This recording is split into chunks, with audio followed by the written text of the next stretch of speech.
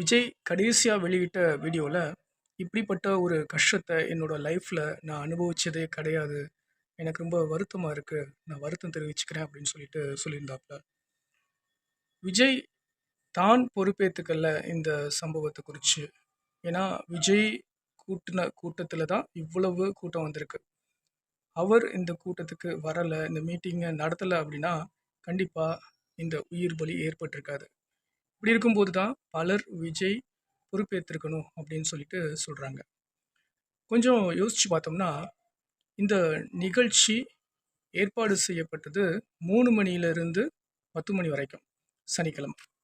ஆனா, ட்விட்டர்ல ஒஃபிஷியல் ட்வீட்ல ஒரு ட்வீட் போட்டிருந்திருக்காங்க. 12 மணிக்கு விஜய் கரூருக்கு வந்து சேர்வார் அப்படின்னு சொல்லிட்டு அந்த ட்வீட்ல இடம்பெற்றிருக்கு. இதை பார்த்த ஏராளமான மக்கள் 11 மணிக்கு அங்க அசெம்பிள் ஆவாங்களா? ஆக மாட்டாங்களா? விஜய் 12 மணிக்கு அங்க வருவாங்க அப்படின்னா, 11 மணிலேருந்தே அங்க காத்திருக்கிறது இயல்பு தான்.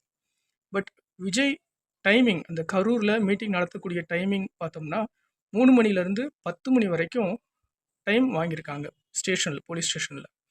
ஆனா, இது 2க்குமே முரண்பாடு இருக்கு. அங்க டைம் வாங்குனது 3 டூ 10.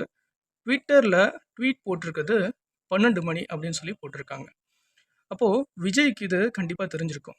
நாம நம்மளுடைய அஃபிஷியல்ல 12 மணிக்கு நம்ம கரூர்ல இருப்போம் அப்படின்னு சொல்லிட்டு ட்வீட் போட்டிருக்கோமே. மக்கள் அங்க 11 மணி அதுக்கு முன்பாக கூட அங்க வந்திருக்கக்கூடும். நம்மளை எதிர்பார்த்திருக்கக்கூடிய மக்கள் சோர்வடைவாங்க. இதனால கூட்டமும் கூடும் அப்படின்னு சொல்லிட்டு விஜய்க்கு கண்டிப்பா தெரிஞ்சிருக்கும். ஒருவேளை அன்னைக்கு தேதியில மீட்டிங் ப்ரெஷர்ல விஜய் இத கவனிக்காம இருந்திருந்தா கூட, லேட்டா இந்த வீடியோ வெளியிட்ட அந்த சமயத்துல விஜய் பார்த்திருக்கக்கூடும். அப்போ மக்கள் கிட்ட ஒரு வார்த்தை சொல்லியிருக்கலாம். நான் அங்க டைம் வாங்குனது 3 டூ 10. அப்போ 10 மணிக்குள்ள வர்றதற்கு எனக்கு எல்லா உரிமையும் இருந்துச்சு. என்னால அங்க கூட்டத்தினால என்னால வேகமா வர முடியல. தாமதமாக தான் வர முடிஞ்சுச்சு அப்படின்னு சொல்லிட்டு. ஆனா என்னுடைய ட்வீட்ல நான் 12 மணி அப்படின்னு சொல்லிட்டு, நான் இல்ல என்னுடைய கவனத்துல இல்லாம வேற யாரோ ட்வீட் பண்ணிட்டாங்க. அத நான் இப்ப தான் பார்த்தேன். அதனால இந்த சம்பவத்துல எனக்கும் ஒரு பங்கு இருக்கு.